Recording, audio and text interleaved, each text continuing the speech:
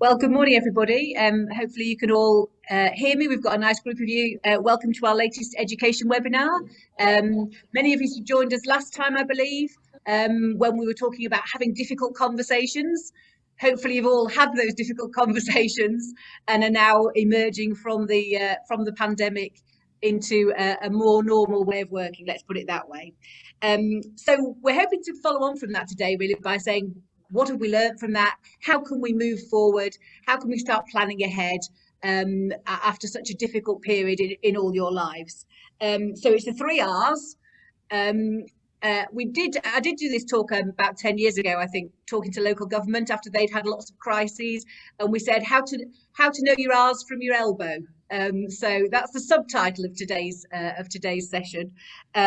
So we're going to look at recruitment and retention, restructuring, redundancy, and then as an added bonus, we have Jonathan joining us, who's part of our education team. Probably doesn't normally interact with you on these sessions because we tend to be HR and employment focused, but he's doing a bonus session on your contractual relationships with third parties, because we've known that during this terrible time, all of you had all sorts of issues with school meals providers, school bus providers, IT providers, and just a few top tips from Jonathan on how you can make your contracts work more effectively for you. So we're starting with the 3 R's on the HR theme and then moving on to that. Couple of things to tell you now. Questions we'll take at the end. Hopefully we'll have some time for some questions. Please feel free as we go through the sessions to put your questions into the chat box in the usual way. I'm sure you know how to do that by now, and or towards the end we'll ask if you want to put your hands up and you can ask your questions live at the end if that suits better. So without more ado, I'm not going to say what we're going to talk about, we're just going to crack on, and Katie's kicking off this morning, so I'm going to hand over to Katie now. Thanks. Right. Good afternoon, everybody. Anybody who doesn't know me, I'm Katie Davis, partner in the employment team. So as Jane said, it's the 3 R's, and I'm going to concentrate. I got the happier note. I'm going to concentrate on the retention rather than Tom and Jane, who are going to talk about the changes. So rather than just talking about trying to salvage the relationship at the end where somebody's handed their notice of resignation in and they're leaving, I'm going to also concentrate on how you motivate staff, how you make people want to stay in the first place so they don't even think about jumping ship. And you become a happier place of work, you have more motivated staff, you have higher retention rates, and also you become the school of choice and you attract, hopefully, other staff. So, right, the last year, as we know, very strange indeed, and it's been challenging for all, and employees in the educational sector have gone through many difficulties. You've had employees who've worked tirelessly, gone over and above, been team players, worked additional hours, you name it, they've done it. I'm sure you've had employees who haven't done that and haven't been team players, and you probably don't want to retain those individuals, but I'll leave that for another conversation. So you've had to, as a school, adapt to all the changes that the government has thrown and COVID has thrown at us. You've had teaching staff who've had to deal with the government U-turns on a Sunday evening, which has meant that you've had to change, risk assessments, make your school COVID safe for Monday morning.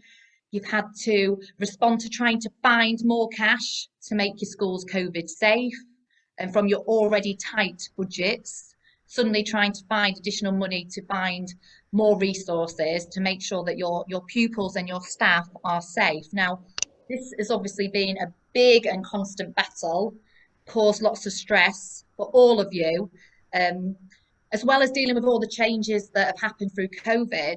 As schools, you've had to provide the most important function, in my opinion, of providing a safe and secure workplace and environment for your pupils, okay? Now, we've got to remember that schools, often described as families, they're often at the heart of a community. And in COVID, in times of crisis, it's more important than ever that your schools, your staff offer that safe environment to your pupils, that you offer that stability in this crazy world. And your teachers, your staff have had to, provide that escape, provide that safety net for people who are probably going through lots of things at home, vulnerable children, people going through personal issues, family bereavement, all sorts of last year. So we've all had a lot to cope with. It's exhausting when you think about it. So what is going to happen now? Well, unfortunately, the government have done some recent surveys, and that shows because of the stress and strain that teaching staff have felt over the last year, because of all these changes, all this difficult time, it looks like a high percentage of teachers are thinking of leaving the profession. Now, that is worrying for any sector, but it's even more worrying when we're talking about the educational sector, which, as we know, has a bit of a recruitment issue. There is a shortage of good teachers out there. And as we know, good teachers mean better standards, a better reputation, hopefully better Ofsted reports, more pupils. You know, if you have a good teaching, it goes to the heart of your school. So how do we retain our staff, our valuable staff? Again, we may have staff who we're not particularly bothered about retaining, but the ones who are valuable, who've worked tirelessly, who have been team players, who have gone over and above, how do we make sure that we become the school of choice and they don't leave? So what am I talking about in relation to retention? Well, like I said at the beginning, it's not just about salvaging the relationship when it goes wrong, okay? When that person suddenly go into the school down the road and you're having an exit interview with them and you want to know why they're leaving. It is about building the whole foundations as much as you can during the whole relationship so that staff are motivated, they want to stay at your schools, they become architects of your school, and they want to work with you and drive your school forward. They don't want to leave. They're not even looking at other opportunities. If you're having these conversations at an exit interview and trying to work backwards and get the person to stay, you've missed a golden opportunity. It is too little, too late. That person has exited the building. We see lots of people phoning us saying, oh, we've got this member of staff, and in the exit interview, they've mentioned they asked for help, it wasn't forthcoming, they said they weren't happy, they'd gone to their manager, but the manager was too busy. Now, I appreciate, especially after what you've all gone through in the last year, that what I'm going to talk about does involve more time, more effort, more resources. You're probably all thinking, Katie, you are crazy. How are we meant to do this? We have no money. We're already too busy. But lots of these things are little tweaks that if you can just do some of them and think about them more, hopefully you will avoid that valuable member of staff leaving your establishment. If you look at the average recruitment costs, especially for a teacher, they're around £10,000. Obviously, can be more, can be less, but that's a significant amount of money that if you've got a valuable member of staff and they're going to leave, you've got to then find to get somebody else, and you don't know that person. They may not be a good teacher, they may not be a good member of staff, they may not understand your ethos, they may not fit in with your team. Whereas if you've got a staff member who you know and you trust, fits in with your people, it's better to invest in them, because in the long run, that will, you know, be cheaper and more effective. So yes, what I'm going to talk about does involve time and effort, but hopefully not too much time and effort. And if you can do one or two of these things, in the end, hopefully it will save you extra time and costs. So how can we retain our staff? Okay, there's lots of things you can do, and I'm not going to cover them all. I'm just going to cover some of the main key ones that we see a lot and which cause, you know, problems. Support, okay? Your staff are your biggest assets. They are your most expensive, but they are your tool. You know, like a joiner has equipment, for a school, it's your staff. They're your most important tool in how you work and operate. So if you invest in them, you're investing in the future of your school. In the last year, we've seen so many cases of mental health illnesses. There's been a big increase in people suffering from things like burnout, where people have just been carrying on, taking on additional responsibilities, thinking they're fine, then all of a sudden they've stopped and they've realised how they haven't been coping. We work closely with an organisation called Fortis, and we've actually got Emily from Fortis who's on our webinar today, and they've seen a big increase in mental health cases in the educational sector. And it's not surprising when you look at all the strain that your members of staff have been under.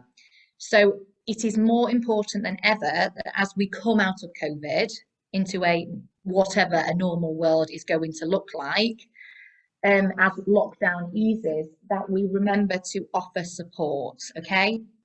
Now, they can be things like offering counselling services, offering people like Fortis or other establishments to come in, but they can also be very simple things that you can just do on a day-to-day basis that cost nothing. You know, open doors policy, making sure that your managers are available, that if somebody comes to you with an issue, that you don't just brush it under the carpet, that you get people communicating.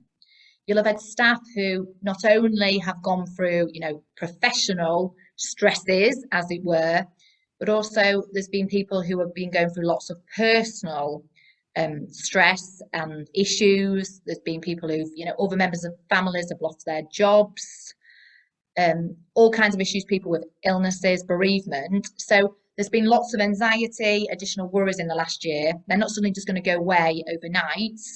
And therefore, the more that you can support your staff all the time, but particularly now, the better. So let's talk about the money, as it were. So packages, what you pay, what benefits your staff get. As we know, we all go to work, we may love our jobs, but we all go to work to obviously to keep a roof over our heads. And in relation to the educational sector, obviously good pensions, good holidays, lots of things that are very attractive to individuals. Pay's pretty good as well. Now, I'm not going to talk too much about pay reviews, pay policies, changing those things, because Jane's going to talk a bit about how you can look at those things and restructure them. But what I'm talking about here is making sure that people are paid correctly and fairly for what they do. Again, I appreciate you've all got tight budgets and you suddenly just can't find additional money to reward your staff. You know, if you could do that, that would be the easy fix. What I'm talking about is if you've got somebody who stepped up during COVID, taking on additional responsibilities, is there a way that you can reward them? You know, should they be given a TLR3? You know, is there some way by giving them another allowance that you can show that you know they've taken on more responsibilities? You're recognising that. It doesn't have to be a lot. The gesture of some kind of pay increase, some kind of recognition goes a long way. If you've got a member of staff who's meant to be your head of year, your head of science, and they haven't been performing that role and somebody else has been doing it, is it fair that that person isn't receiving the added benefits of the pay, you know, addition? No, it's not. So it's about making sure that people are paid fairly and for what they do, because people will be demotivated if they think they're taking on additional work and there is no benefit. So like I said, Jane's going to cover more how you might do that, but just general overview of making sure that people are receiving the right allowances. Are they being recognised? Have they been receiving something years ago that now they're not doing? Should that be taken away? I know it's not as easy as that, but it's something to think about. Something that's a bit easier in the teaching profession, educational world, is progression, career progression, career opportunities, training. The bigger you are, I appreciate, the more you can do this, because the more you can move people around, you can progress them. However, in all organisations, there are opportunities for people to grow and develop. If you have people internally who are good, they're, you know, showing they're ambitious, they want to stay with your school, why then don't you invest in those individuals rather than seeking people externally? We often see cases where people, you know, schools start advertising externally for, you know, a head of year, someone in the senior leadership team, a new teaching assistant at a different level, but actually they've got people internally who they could invest in. It might mean you've got to send them on training. It might mean some money being spent. But if you invest in your people, the people who are there, they're going to feel valued and motivated.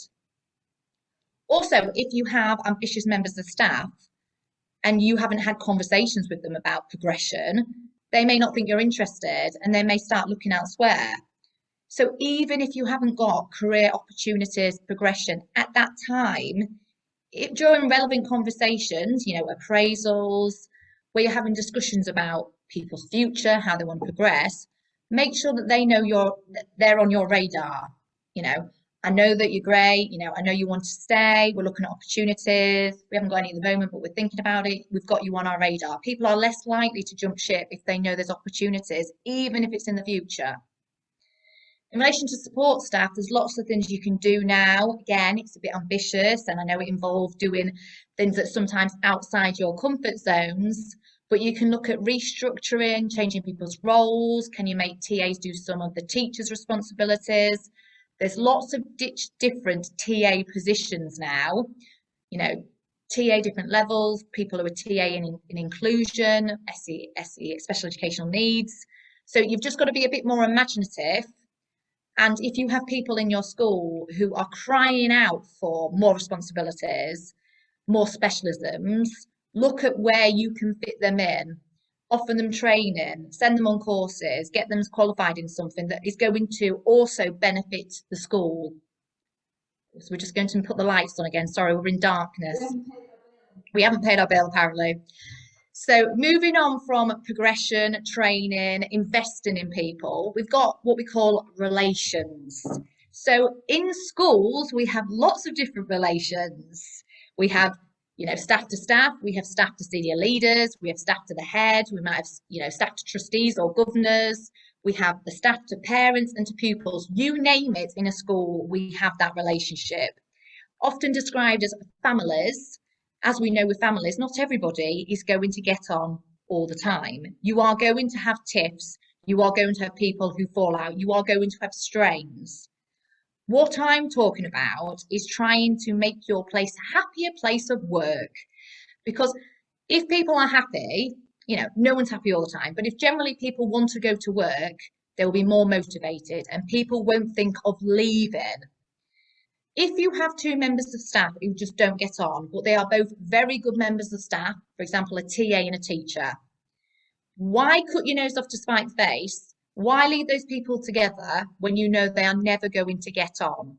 Okay, they may work differently with different people, but by moving them, you will retain two good members of staff. So I know people should resolve their issues, but that just doesn't happen all the time. And so if there's little changes you can make to make your life easier, so you haven't got grievances and people leaving, then do it. I appreciate that the bigger you are and the more that you're, if you're a mat and you've got different schools at hand, you can move people more. Whereas if you're smaller, you haven't got that opportunity. If you have people who don't get on, can you get people in to mediate? Can you try and resolve the issues? Get people talking, nipping issues in the bud. We're all about early intervention and try and get into the root of the problem. Because if people are unhappy about coming to work, if they don't get on with a member of staff, then the school is never going to operate as effectively. You are going to have issues. So the more that you can get people to resolve issues and talk, the better. So on the flip side, let's talk about the good, the bad, and now the ugly. And we have performance management. So you're probably thinking, what's this got to do with retention, Katie? But it is about motivating staff. If you have people who aren't team players, if you have that person who always comes in late, that person who doesn't chip in with, the classroom tidying up, or the playground duties, or the dinner time activity club, all those things that happen at school, that person who just functions, they are demotivating, other members of staff who always go over and above, who always pick up after them. I'm not talking about the serious stuff here, because when it tends to be a serious issue, people tend to involve us and we sort it out. I'm talking about all those little issues that bubble under the surface and cause lots of problems. Joe Bloggs, who's always late, and so the TA has to always pick up for the teacher. Not only are you not dealing with that issue, but also you're demotivating the member of staff who's valuable and working over and above. So I know it involves having difficult conversations, and we all avoid those like the plague. And I know we haven't always got the time to do this, but the more that we try and resolve issues, early doors And hopefully that issue will go away, but also you won't lose and demotivate another member of staff. So I've talked about a lot of things you can do. You're not going to be able to do those overnight. I appreciate that. But any little tweaks that you can make, the more you think about retaining, investing and valuing your staff, the more that you take into account that your staff are your biggest resource and you need to take time and effort to invest in them to get it back. So in summary, before I hand over to Jane, it's about paying people correctly as much as you can and rewarding them correctly and fairly. It's about trying to give them career progression, training, investing in them. People will feel valued and motivated, and they'll learn additional skills which will also benefit your establishment. Dealing with the bads and rewarding the good, the bad, and the ugly. And really, thank you, people, okay? If there's one thing that you can do, which doesn't cost anything, it's telling people that they've done a good job, okay? You don't have to go around the corridor every day saying, well done, well done, well done. I mean, that's going over the top. But telling people you've done really well during this last year, you've been very effective, I've appreciated it. It goes a long way. The amount of cases we see where people leave establishments, they raise grievances, or the worst case, they bring tribunal claims. And often one of the fundamental underlying issues is the fact that no one communicated with them, they didn't feel valued, they didn't feel engaged and part of the organisation. So the more that you can appreciate people and tell people, don't just assume that they know, the better. And lastly, because sorry, I said lastly, if in doubt, if you need help with anything, performance management, stopping all those sick days that are affecting all your other members of staff, dealing with retention, exit interviews, you name it, obviously, do contact us. Thank you. Okay, thanks, Katie. So I'm talking about restructure. Now, this is restructure in the widest sense. The last thing you all need at the moment is to go through some massive sort of local authority style restructure where you make everybody apply for their own jobs. It takes months, everybody gets upset, and everybody gets a different job with a even longer title full of brackets. I mean, that's usually moving the deck chairs around and nothing changes. So restructure on that grand scale doesn't have to happen. What you all need now is a period of calm, and restructure can be little tweaks along the way to get into your master plan. So it can be quite subtle. It doesn't have to be a massive consultation exercise. It doesn't have to upset the apple cart. It can be just a step-by-step approach to gradually getting the school into the place you want it to be. So you need to plan ahead. You need a roadmap, and you need something to keep referring to. Medium to long term. Don't try and do anything too quickly. Keep checking back, keep it in your bottom drawer, get it out for so often and say, how are we going? Are we moving our way gradually towards the way I would like this school to look? So you start off with a blank piece of paper. Start off with a blank piece of paper and design how you would like your school structure to look. And remember, you can look across vertically, so across horizontally or up and down vertically. So you're looking across the senior management team, or you're looking down through a particular year group or line management structure. You've got structures going across, structures going down, and a blank piece of paper with a sort of mind map of how you want it to look. Focus on roles and not people. So try and ignore the fact that the head of year 9 is useless, that everybody's scared of the caretaker, or that your administrator's off sick every other week. Ignore those personalities and just look at the roles. Ideally, if you were starting to run your academy or MAT or school or college from scratch, how would it look? Where would those roles sit? What level of people do you need in which particular roles? So get that in place first, and be brave about it, be aspirational about it. Don't think, well, this is never going to happen. Think how you would like it to look, and have perhaps a piece of paper for each of the different either vertical or horizontal groups so that you can see how it fits together. So focusing on the roles, be positive. We call this the Bob the Builder approach. Can we fix it? Yes, we can. Nothing is impossible. You have to think a bit like a chess player, really. You're trying to always move one step ahead. If I move somebody from this role to this role, this frees up this space. Who goes into that space? It's quite complicated. Bits of paper with lines all over it are helpful. Can I just say, from a GDPR point of view, don't have anything stored on a system with people's names on it, so it becomes the subject of a subject access request or a freedom of information request. So these are your own personal musings and scribblings as to how you might like the school to look. Now, you all have to do school workforce planning, and far be it for me to recommend this, but actually, DfE guidance, hold your breath now, I'm going to recommend DfE guidance to you. DfE guidance, August 2018, school workforce planning. It's a relatively short document, guidance as to how you set about this task. You'll all be familiar with doing your budgeting and your planning, but it's quite useful and quite simplistic about staffing structures. And it says your review should start from first principles to investigate whether the deployment of staff is as effective and efficient as possible. That's the overarching thing. Start from first principles. They're recommending the blank piece of paper. It says schools should always consider a wide range of options without feeling that they need to disregard any immediately. An effective school workforce planning is not solely about the number of staff. That's where we tend to start. Have we got enough bodies or too many bodies? But also the more effective and efficient use of existing staff, touching on what Katie was saying. Have we got people doing things at the right level with the right skills and qualifications, and can we do something about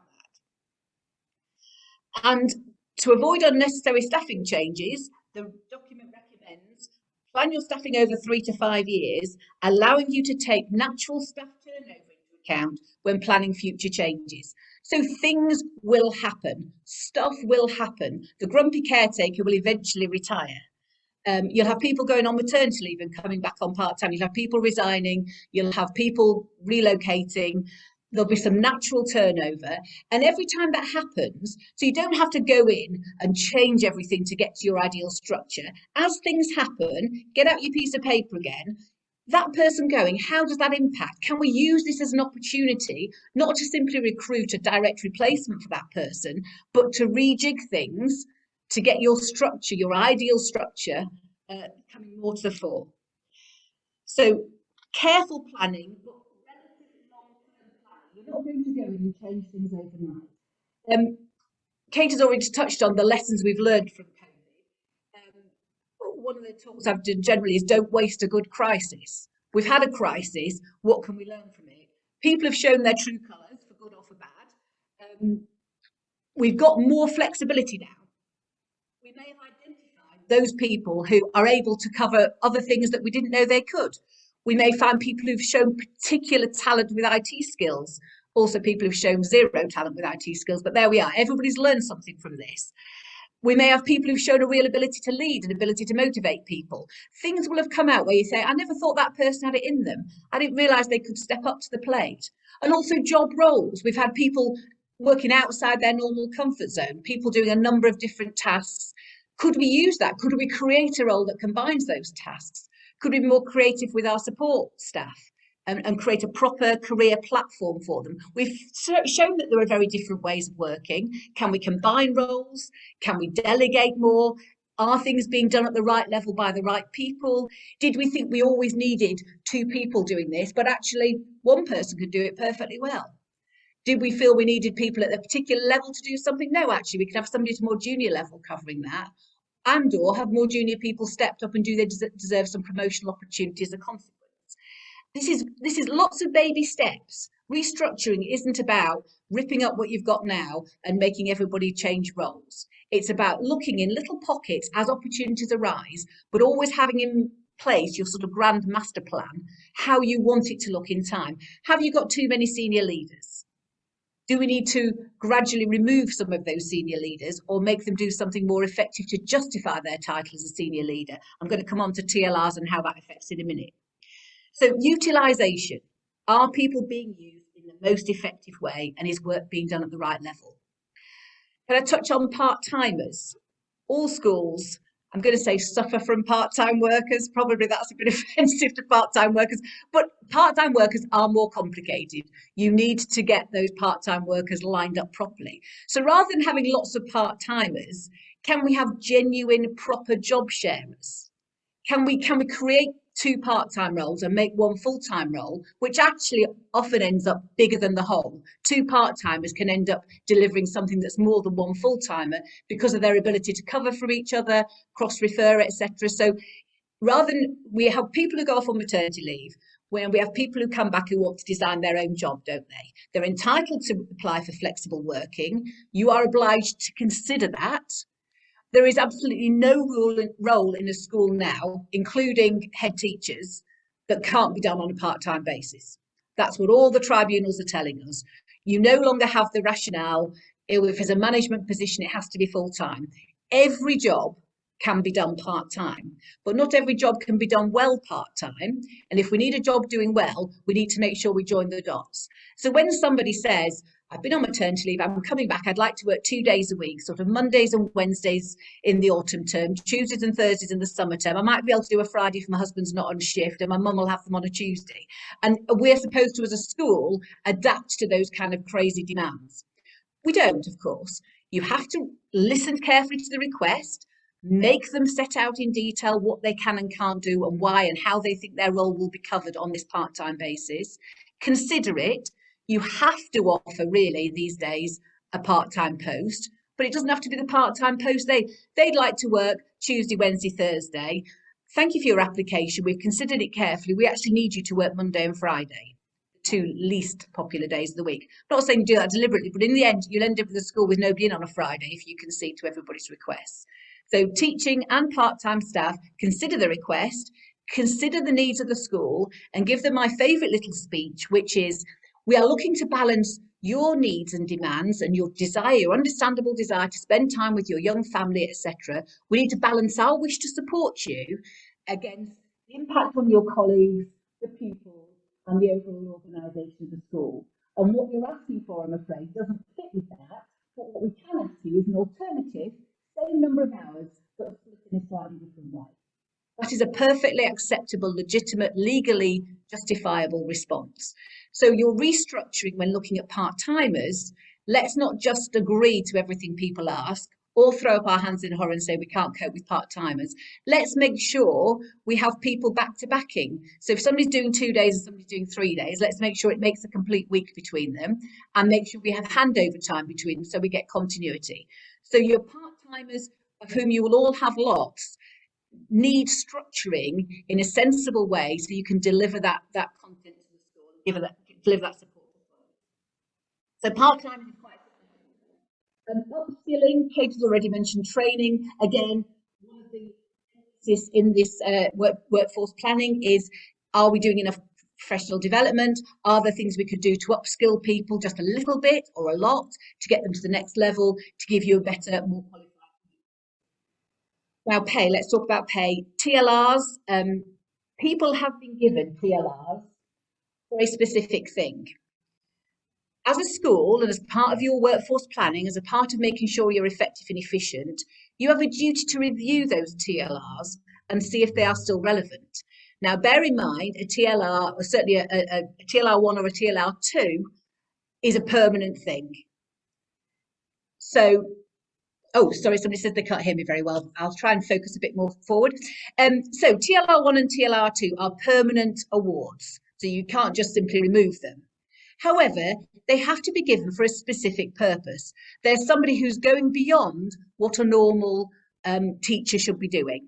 So they're exhibiting leadership and direction and taking responsibility for something, a particular subject area or a particular area of the curriculum or a particular management responsibility supporting a team.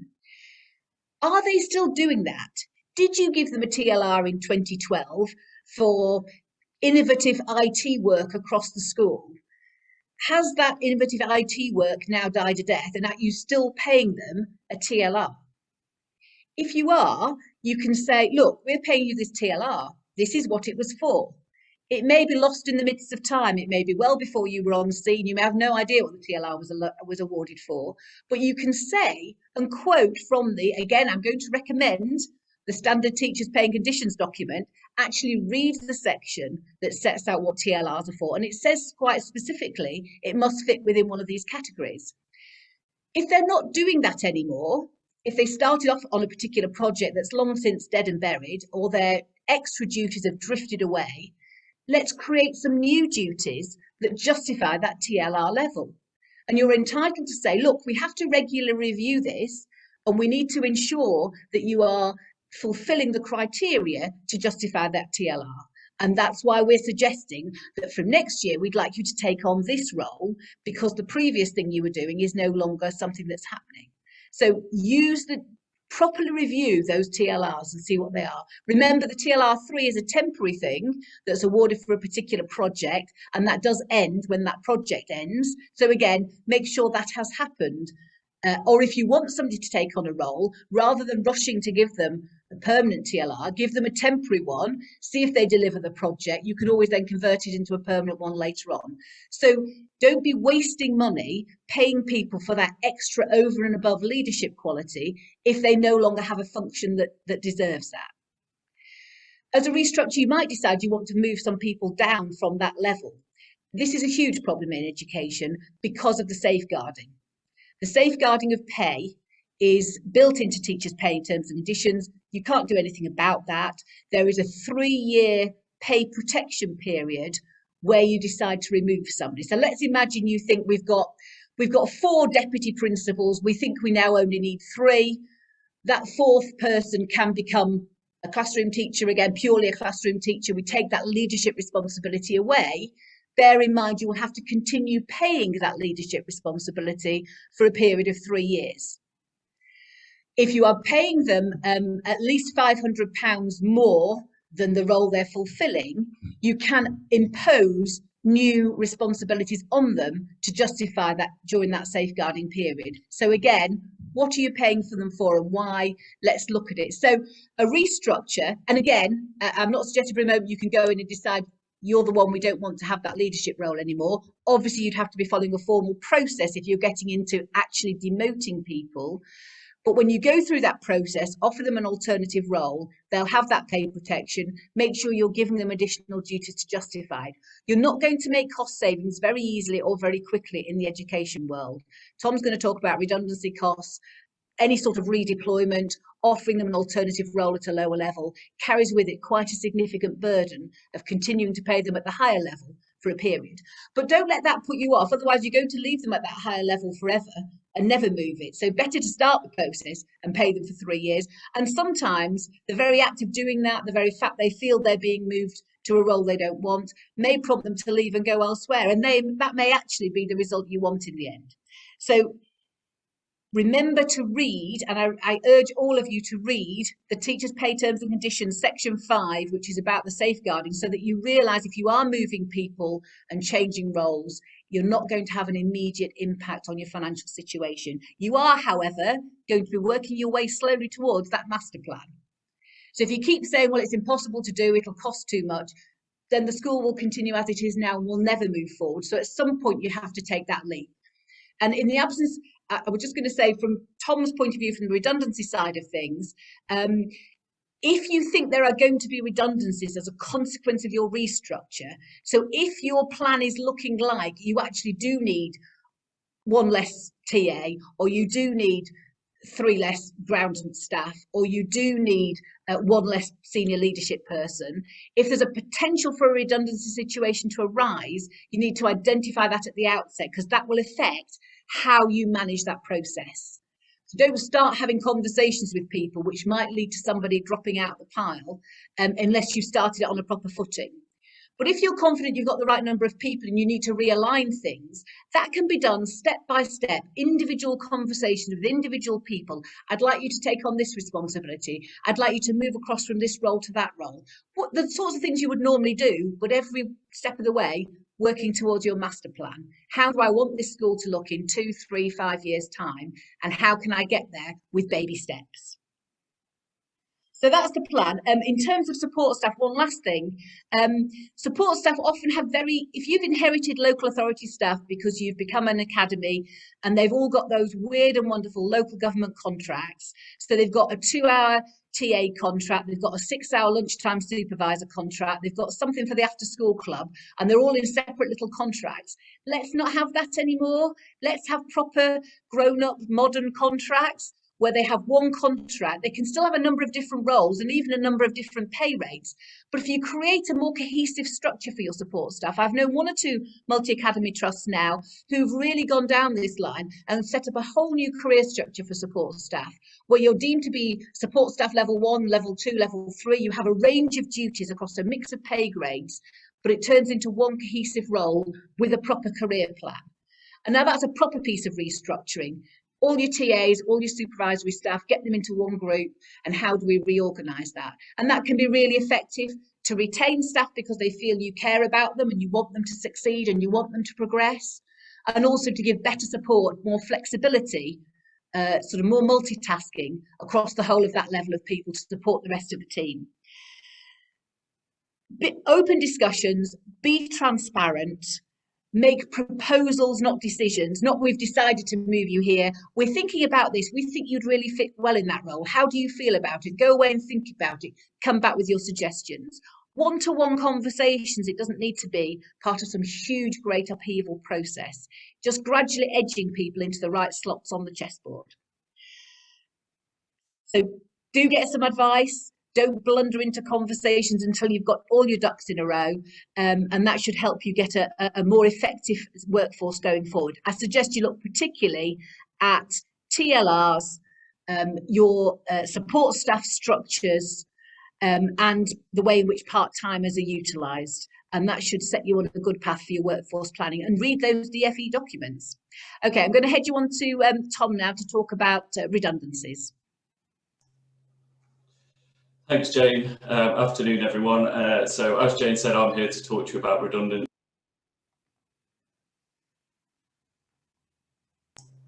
Sorry, I don't know whether everyone heard that. Thank you, Jane. Afternoon, everyone. I'm here to talk about redundancy. So you may have guessed that I drew the short straw in our team meeting and got landed with this slot. But a lot of what Jane said really is relevant. So I'm just going to go through my top tips for dealing with redundancies, however those may arise. Now, hopefully these aren't all that familiar to all of you, and that you haven't encountered redundancies often in the education sector.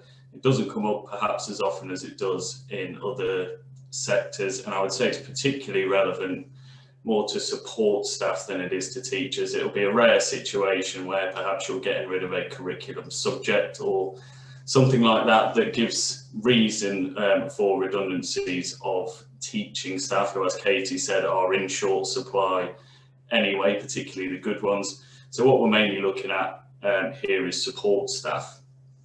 Now, I said I'm going to mirror some of the things that Jane said. The first one, which she mentioned towards the end of her little talk, is get your ducks in a row first. I think that's crucial in a redundancy process, is knowing exactly what you want to happen, how you want it to happen, and why it's happening before you get the ball rolling, because those are the kinds of issues that people are going to want to know about when you start. And it's so much easier having everything documented and everything prepared before you start having those difficult emotive conversations with members of staff. So the first thing is why are we doing this? We need to really understand and get to the bottom of what is the reason that this redundancy process is happening. Is it part of a restructure? Is it for cost saving purposes, or is there another reason? And we need to set that out, and we need to know that quite clearly, because that will dictate how we progress from there. Other things to be aware of are the pool and the selection matrix that we're going to use, and I'm going to talk about each of those individually in a little bit, so I won't go through those now. But again, we need to understand those things before we get started, so that we're not just making them up on the fly as we go through. And then the last thing, somewhat controversially perhaps to say, is know how you want it to end up. What situation do we want to get to? Now, obviously, we can't predetermine any redundancy process, and everything that we are doing is a proposal. They are put at risk of redundancy at the outset, but 99.9% of our clients that come to us say, we want a redundancy situation. These are the people that we ultimately want to lose, because places know what skill sets they want to have. And it's about structuring that process in a fair and reasonable way and being able to demonstrate that we've done that. And that's where we can come in and help. Another one of the main things really to be aware of is cost. Now, as I've said, a lot of redundancy processes focus around cost-saving measures. And James already touched upon one of the key education-specific cost areas that are going to be crucial to that, and that is pay safeguarding. So as you may be aware, you're under a duty to seek alternative employment opportunities for people who are placed at risk of redundancy. Now, if you move them down to a role, you find a suitable alternative, but it's a lower pay level, then that pay safeguarding that Jane talked about is going to come into play. So perhaps you might not be making the same cost saving that you would have been otherwise. So it's important to look at that at the outset of the process. Some other things to be aware of are local authority enhanced redundancy payments. So if you have people on your staff who are on local authority terms and conditions, then they may be entitled to more than just the statutory minimum redundancy payments calculation. So for example, Lincolnshire County Council employees can earn up to 66 weeks redundancy pay, which is astronomical and will make a significant difference cost-wise when you're looking at the process. So again, it's something to be aware of and something to make sure that you know before you start down the process.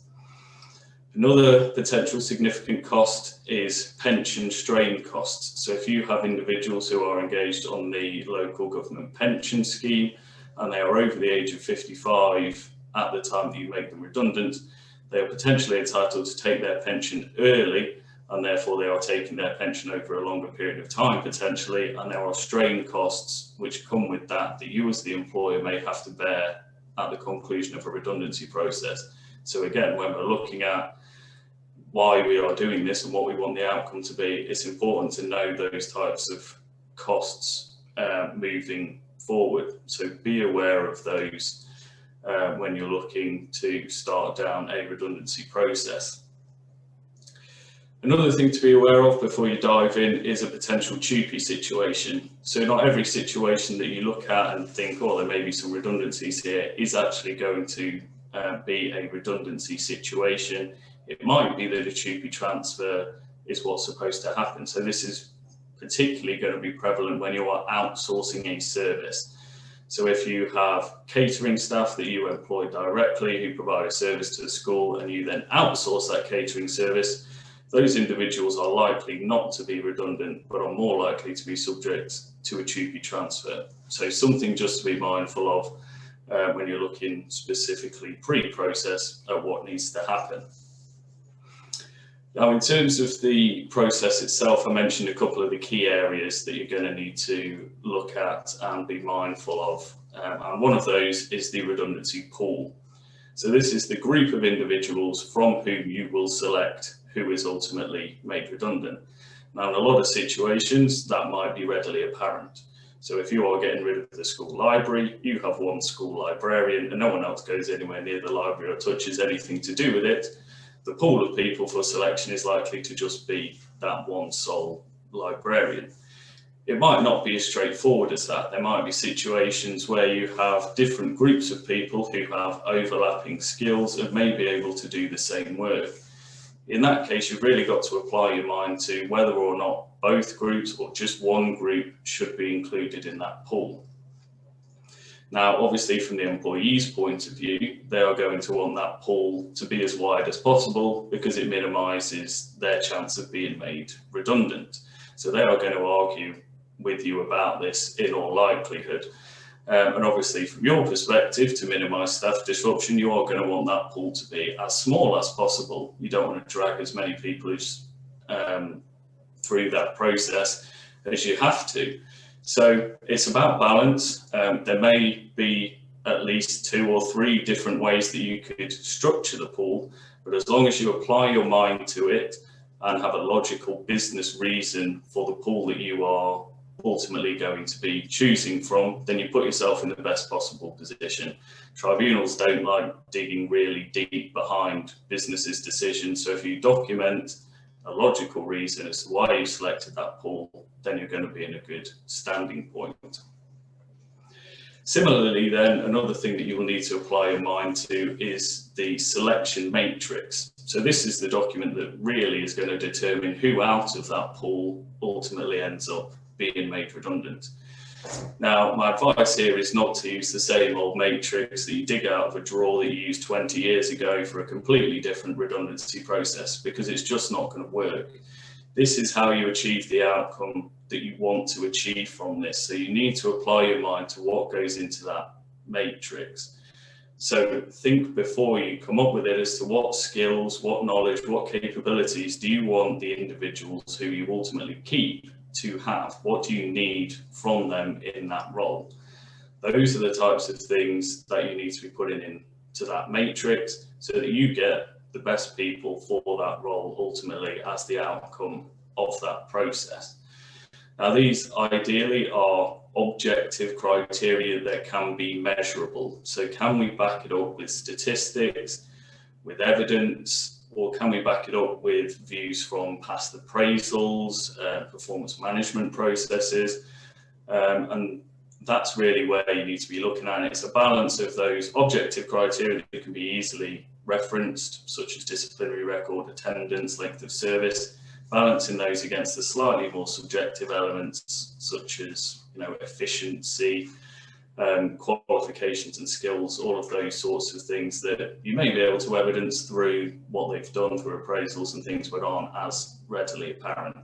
And it's finding that right blend which is crucial in terms of how that redundancy process is going to work out in the end, and who you ultimately keep and who ultimately is made redundant.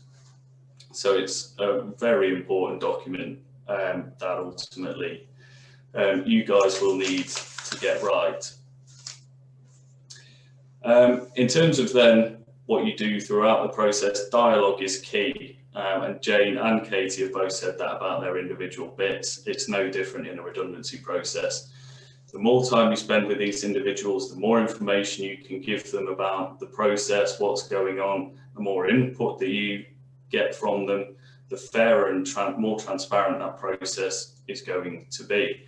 So spend the time to really discuss things with them, answer any questions that they've got, get their input on your matrix, on your pool selection, and really give them the opportunity to just put everything on the table. And if you are prepared, if you've got everything in a row before you start, then you'll be able to answer those questions coherently and logically. And it should placate the employees as far as is possible. It's obviously an emotive subject for them. It's not an easy time for anyone to go through redundancies, and so we've got to be mindful of that. And we've just got to be as open and transparent as we possibly can with them to try and make it as smooth a transition as possible. Now, other than that, the last thing from me really is, and again, to reiterate Jane and Katie, if you're unsure at any stage of the process, do get advice. It's not something you should be doing on the fly or just making it up as you go along. It is crucial that you know from the start what it's going to look like, why you are doing it, and how it's all going to work. So planning is key. And if you get advice at that early stage, then it's going to stand you in good stead. So that's it from me. Due to some IT difficulties, Jonathan has had to join me in here. So I'm just going to very quickly swap seats with him and hand over to him to have a conversation with you about your corporate contracts.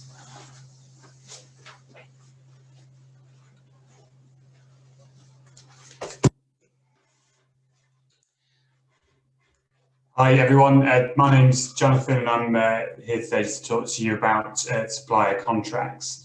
So supplier contracts are something that quite often they get looked at and agreed when you're entering into a new relationship. Once that's done, they get filed away, they get put in the filing cabinet, and they never get looked at again unless there's an issue, quite understandably. As you all know, schools have undergone a massive operational change over the last year in many different ways due to the COVID crisis. And with that, we've seen a marked increase in the number of schools that are coming to us for advice for situations where the existing arrangements that they have with their suppliers no longer necessarily work or are fit for purpose. In our experience though, it's much more unusual for a client to come to us at the outset and ask us for advice before they've entered into the contract. And what we see is that many of the pitfalls that might arise or crop up later could have been addressed at an earlier stage. So what I was going to do today is just go through 5 sort of top tips that I have for when you're entering into your contracts that can maybe avoid some of these problems further down the line. So when we talk about a supplier contract, what we mean is any arrangement where your school receives goods or services from another party. So that's really wide ranging and encompassing. So it could be anything to do with your catering supplies, your MIS system, or any third parties coming in and providing after-school sports coaching or music lessons or something like that. So the first tip that I've got is to really get to know your supplier before you enter the contract with them. And there's some really simple sort of background checks that you can do.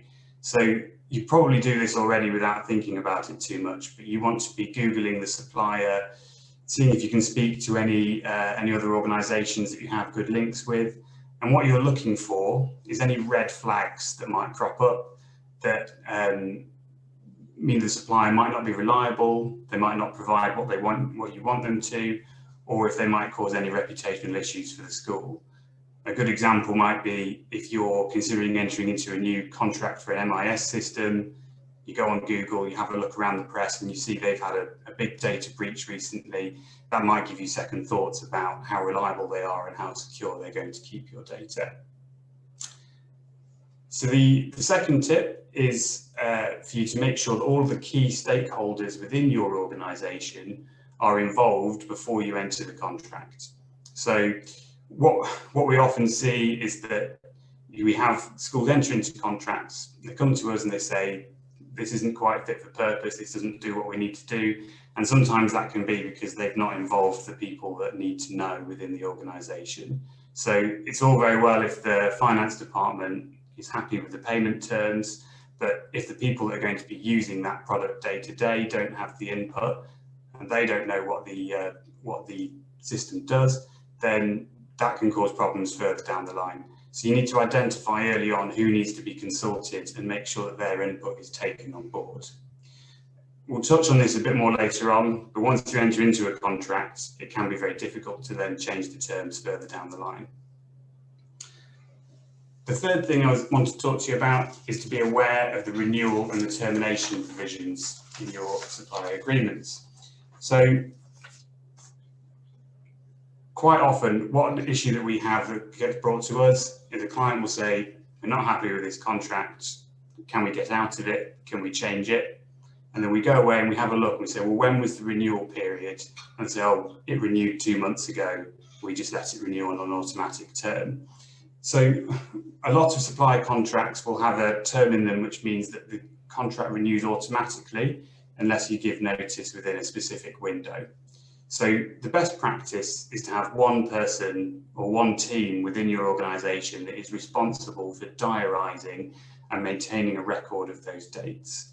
They then need to be able to let the relevant people know that, so that when a contract is coming up for renewal, you can make a decision at that point.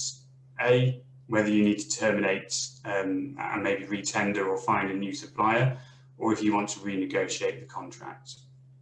The best time to get changes and to renegotiate terms in your contracts is when they're up for renewal, because then you've got the option to leave if the supplier won't negotiate with you.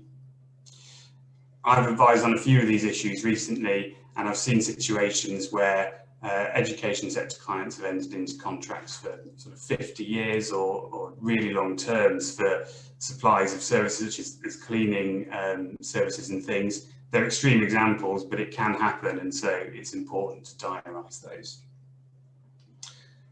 Something else you might have heard over the last year is the term force majeure. If you don't know what that means, don't worry, because I'm about to explain. What force majeure is a clause in a contract, and it sets out that where there is a significant unexpected event that impacts on one party's ability to hold up their end of the bargain, the force majeure clause will say what happens next. So clearly over the last year, we have had a major significant event with the COVID-19 pandemic. and it's thrown up an awful lot of contractual issues which we've been asked to advise on. Typical example might be if you have outside provision for after-school sports coaching, the school has a contract with them, they pay the provider monthly. Clearly, for large periods of the last year, the provider would have been unable to come in and provide the teaching because the school's been closed. And does the school still have to pay?